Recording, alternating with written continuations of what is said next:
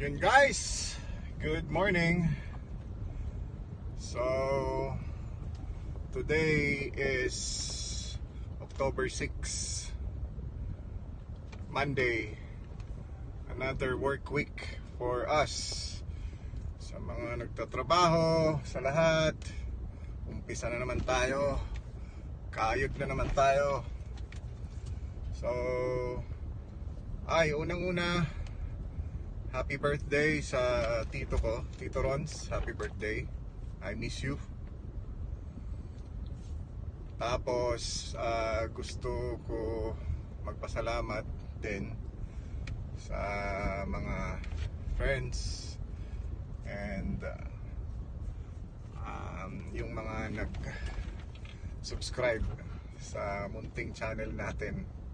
Salamat. At natutuwa ako, especially kagabi, Sunday, nakapag-reconnect tayo kahit papano sa mga old colleagues natin. Alright, so thank you. Shout out sa inyo lahat. So oras natin is maaga tayo nag-umpisa kasi habang nagbibihis tayo, meron tayong nakuhang first booking dito lang sa Imus.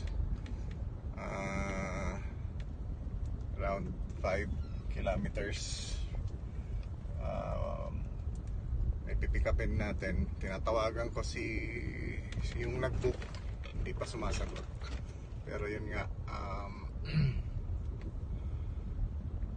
on the way tayo doon. At ito ay papuntang Paranaque. So sige mga kadug style, mamaya na lang puntahan ko muna. So ayun na nga, nakausap ko na. So bottom line, ika-cancel na lang kasi nga nagkamali sila. Hindi na rin makontak yung nag-book. Umalis na daw, sabi ng supposed to be pasahero ko. So ayun, waiting tayo sa first booking natin. So habang tuloy ko lang, story time muna tayo guys, habang nag-aantay ako ng booking. Una, again, thank you sa mga nag-subscribe. Hindi ko naman talagang gusto yung talagang pang vlogger. Ang akin lang, naisip ko lang na i-record, i-video yung mga ginagawa ko everyday. So sa mga hindi pa nakakaalam, matagal naman na ako dito sa sa pagiging rider. Pinaka side hustle ko kasi to since 2020, ever since nag-pandemic. So dati pa Mr. Speedy pa yon, motor pa gamit ko. So siya, may trabaho ako sa corporate kung saan doon naman talaga ako nag-start since 2007 sa BPO. And then pag wala akong magawa, yun, lumalabas-labas ako, nag-delivery rider. Nagbenta ko ng mga kung anik-anik sa mga yung mga customer ko, of course, yung mga kaopisina ko, gano'n. So hanggat sa nag-switch tayo sa sasakyan, sedan pa doon that time, may coach tayo. Then papalit-palit. Pero until finally, lalo na nung nakuha ko na tong Honda CR-V ko, nag-decide na ako na sorry na mag-stick sa 4 wheels kasi medyo nasisira na yung pagkapogi natin dahil sa ulan at saka init ng araw pag nagmumotor. So that's the reason na andito tayo sa 4 wheels. So ganun pa rin ang ginagawa ko. May trabaho din naman ako sa gabi. Ginagawa ko lang talaga siyang side hustle kasi hindi rin naman ako makatulog after work. Pagkatapos ng shift ko ng umaga, wala, hindi ako makatulog. So yung time na yan na hindi ako makakatulog, which is we're talking about like 4 or 5 hours, inilalabas ko siya. So lalabas ako, maglalamove ako. And yan. Yan lang ang konting ano natin, story time for today. So wala pa rin tayong nakukuha ang booking. Mamaya na lang, ka-dog style kung meron na. Alright. Ayan guys. So shortcut tayo dyan kay All Home sa Bilyar, Pakanan. Lusot tayo ng BF Resort doon. From there, pwede na tayo humanap ng matatambayan kasi sunod-sunod na ang pasok dapat ng booking yan. So later na lang. Pakas muna tayo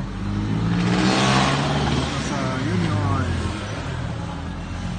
Guys, ako ang ginagamit ko as much as possible Union kasi meron tayong SNR. So malaking bagay sa mga katulad kong nagbibiyahe na mayroon discount yung gas natin. Malaking tulong yan guys. So ayan, tumatawag na ako. Later na lang. Wala pa akong nakukuha ang booking oh. Wala pa. Wala pang pumapasok. So maya meron na yan. Ayan, so meron tayong nakuha naman na. Good morning. Time check 8:03. Kukunin lang dito sa BF Resort, which is malapit lang sobra sa atin, 2 kilometers. Sa sobrang gigil ko na nakakadalawang cancel na ako, papuntang Tandang Sora pala tong drop off. So malalayo, uling pa to. So kailangan lang sa mga ganitong sitwasyon, ang ginagawa ko is hanapan ko talaga siya ng kasabay. So obviously hindi muna nasunod yung plano natin, pero from ang mangyayari, since nasa Quezon City na tayo later, doon tayo mag-ikot-ikot hanggang lunchtime. After that, hinahinay na tayo pababa ng south kasi 5 PM ay susunduin tayo sa Pasay MRT. Yun lang muna guys, papunta na ako sa pickup. And guys, nasa loob na tayo ng BF Resort. So 1.1 kilometer na lang ang layo sa pickup. Since may friendship sticker tayo, isa rin yun na siniguro ko na magkaroon ng friendship sticker. Sobrang laking tulong ng friendship sticker, alam niyan ng mga meron. Kasi dito sa Las Piñas guys, shortcut ka, lusot-lusot ko sa loob ng subdivisions. On top of that, nakaiwas ka ng traffic obviously. So ayun, hinner ko lang. Later on na lang, ka-dog style. Yung isang kupal, parang dire-post sa marketplace yung post ko. Nire-post. Tapos nung pick up na sa akin, sabi niya, sir, andyan na ilalamove. Ayun guys, nakuha na natin. Sorry. Nakuha na natin yung pick up natin dito sa loob ng BF Resort. So papuntang alam naman ni sir, papuntang Tandang Sora QC. So hanap tayo ng kasabay na ito kasi ito ay almost 600 lang ang fare nito. So kahit another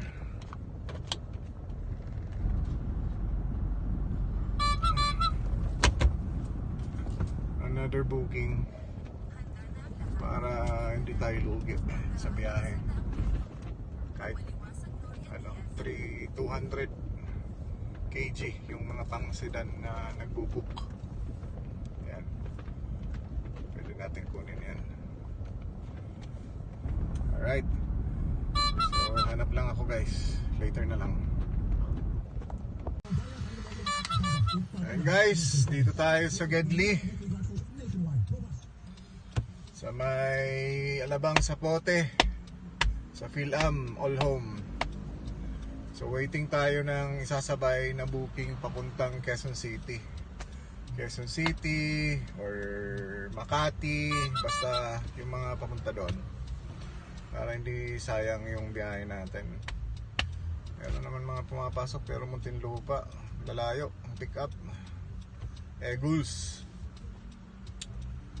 Ayun, ganun ang ginagawa ko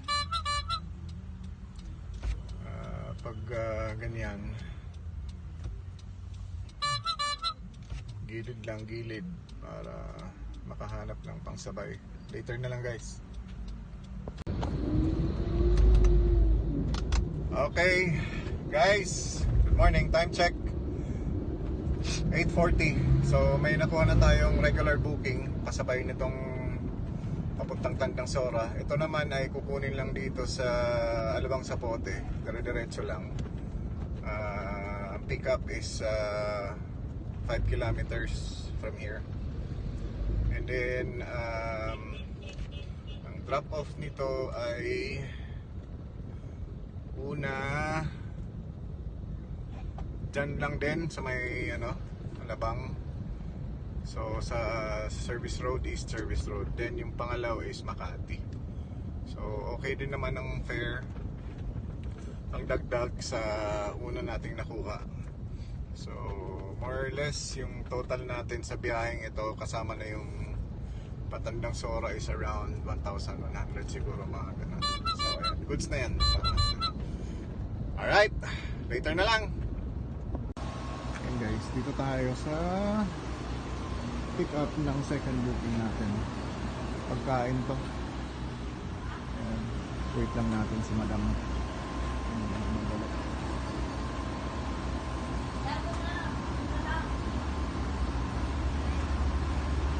Kasya naman.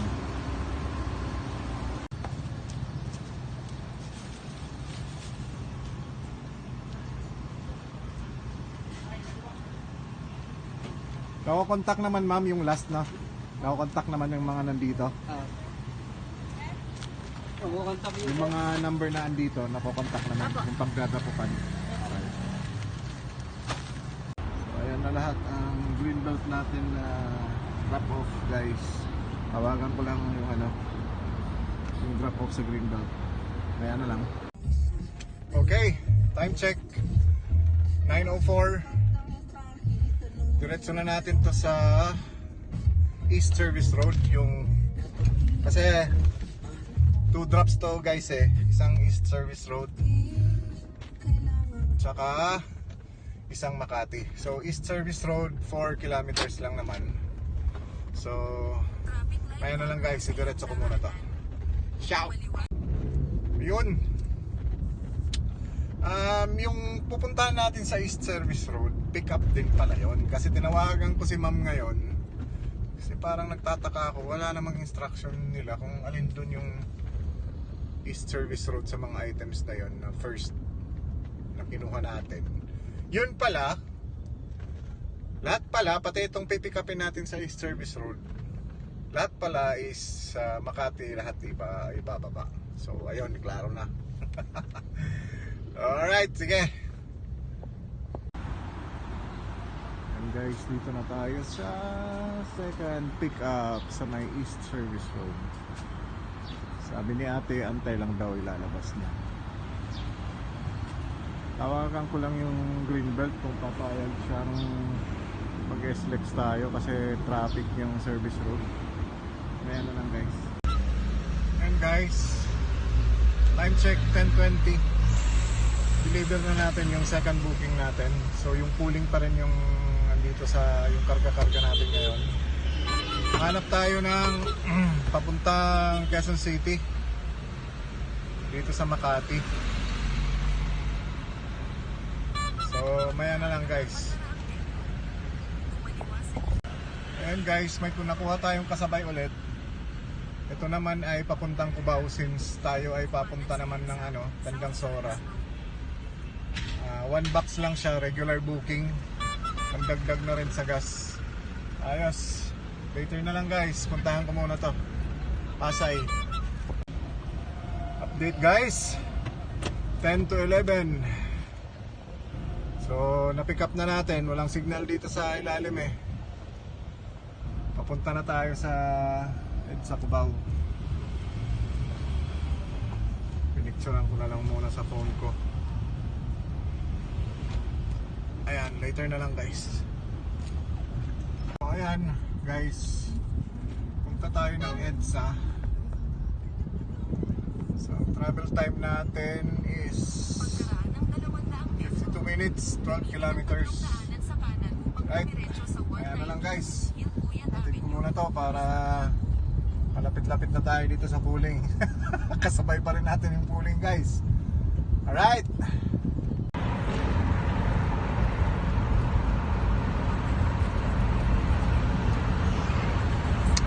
Woo! Sarap!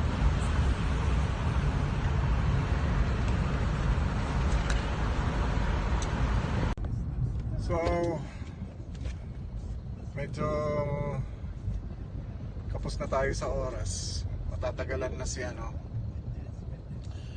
pooling.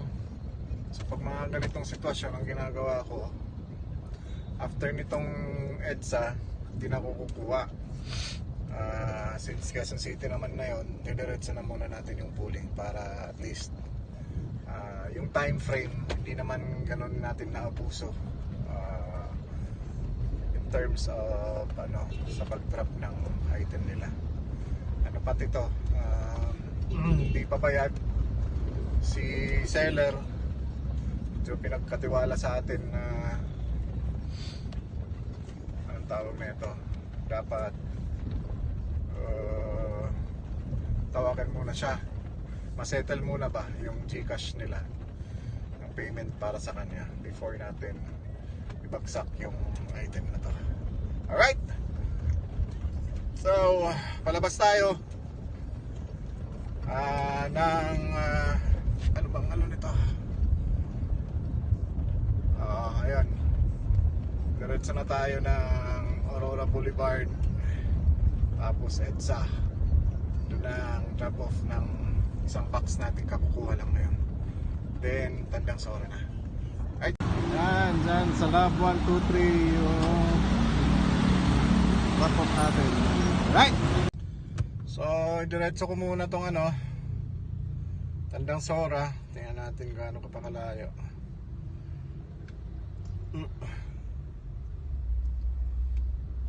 9 kilometers. Okay. Ayun. Kaya lang guys.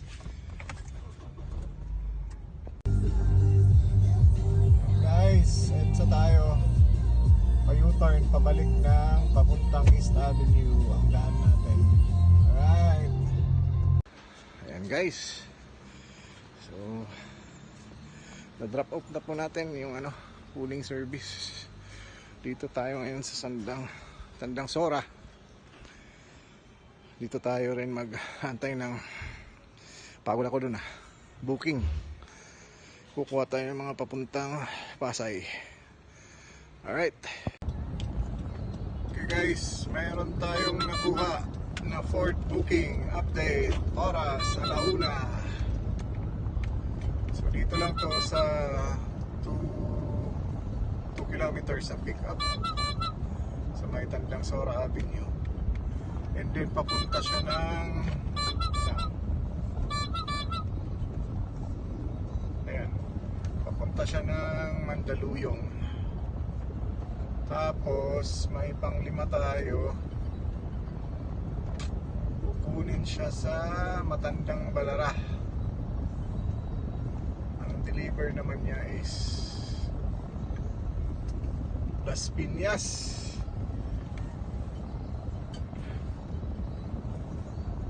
Muna. Alright.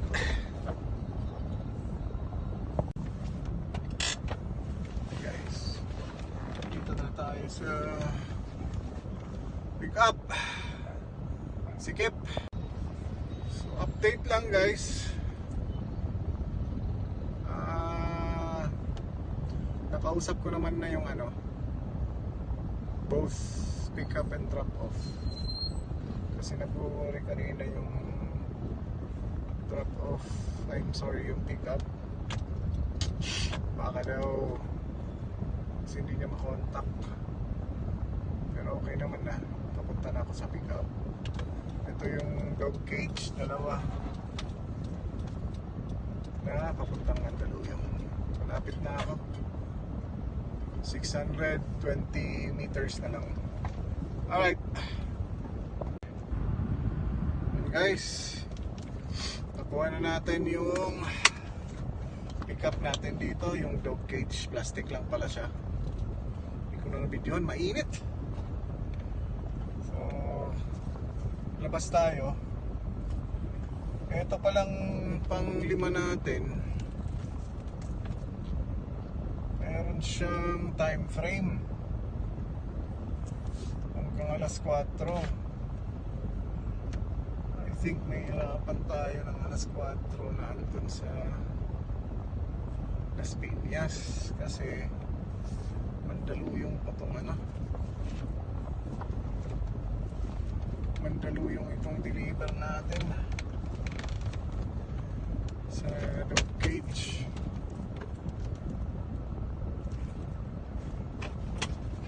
May hirapan tayo.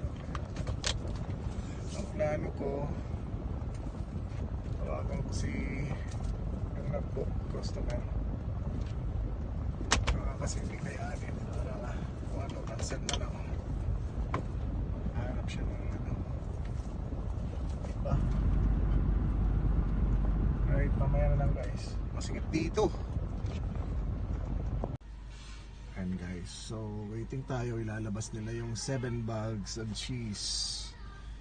And then after dito, isa na lang may kukunin tayo sa may Diliman.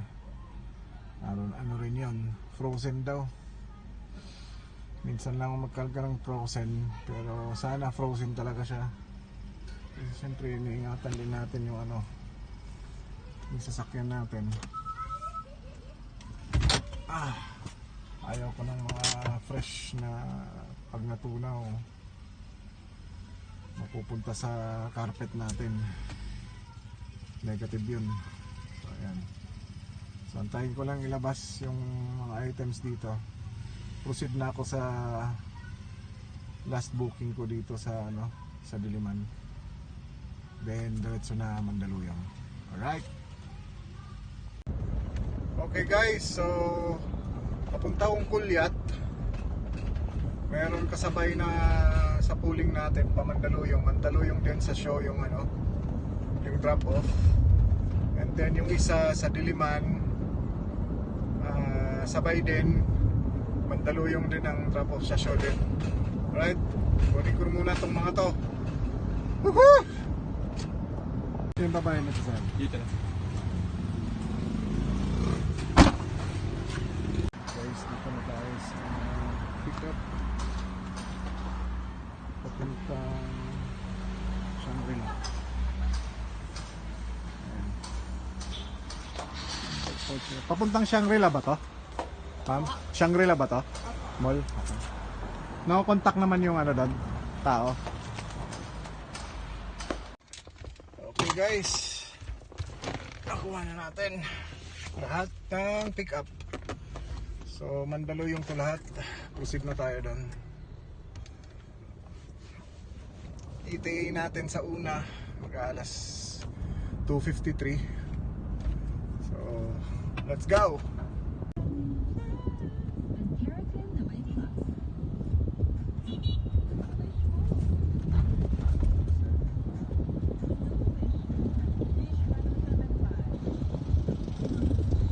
Guys, dito na tayo sa Big Guys Show Boulevard.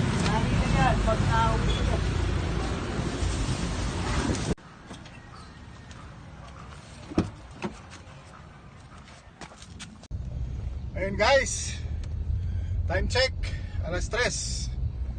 So papunta na tayo ng Shangri-La. Mabait yung sa dog cage nating kliyente. Binigyan tayo ng almost 70 pesos na tip. So ito yung last drop natin. Then afterwards punta tayo ng sa work ng asawa ko kasi sunduin natin. Kasi nasa Mandaluyong naman na tayo. Medyo masama daw pakiramdam. So yun. Alright. Travel time 24 minutes, 3.8 kilometers to Shangri-La. Okay. Sige, okay. Ito na yung last drop. And dito sa Shangri-La. Okay guys, that's it. That's all for today. See you again tomorrow.